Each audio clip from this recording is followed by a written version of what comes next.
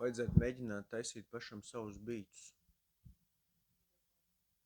Jo svešos beatus klausīties grūti.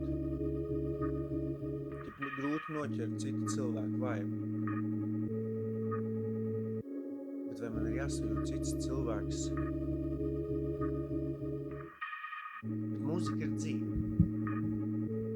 Caur mūziku var sajust lietas. Laikam tas ir tas, par ko es runāju, ka caur mūziku tu sajūti citu cilvēku. Tā liekas kā kaut kāda obligācija.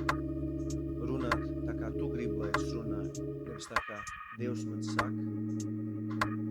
Tāpēc ir jātais pašam savi beati. Jo varbūt Dievs var runāt arī caur mūziku, ne tikai caur vārdiem. Man liekas, ka tas būs kaut kas unikāls.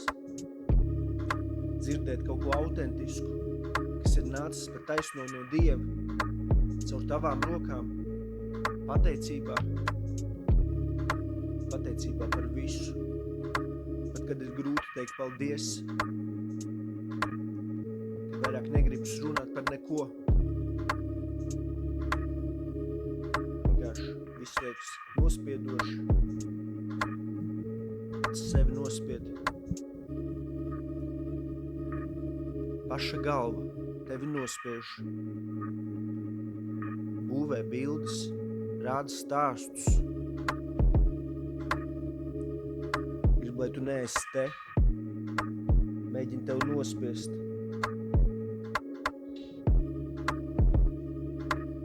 Bet negribas runāt par nospiestību, jo tu sāc pats justies nospiests. Gribas runāt par kaut ko brīvu, kas dveš cerību, kas dod to ticību, bet ticība ir dāvana.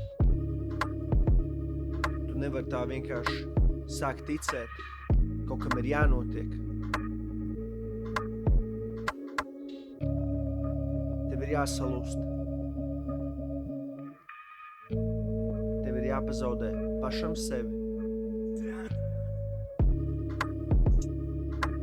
Tev ir jābeidz eksistēt.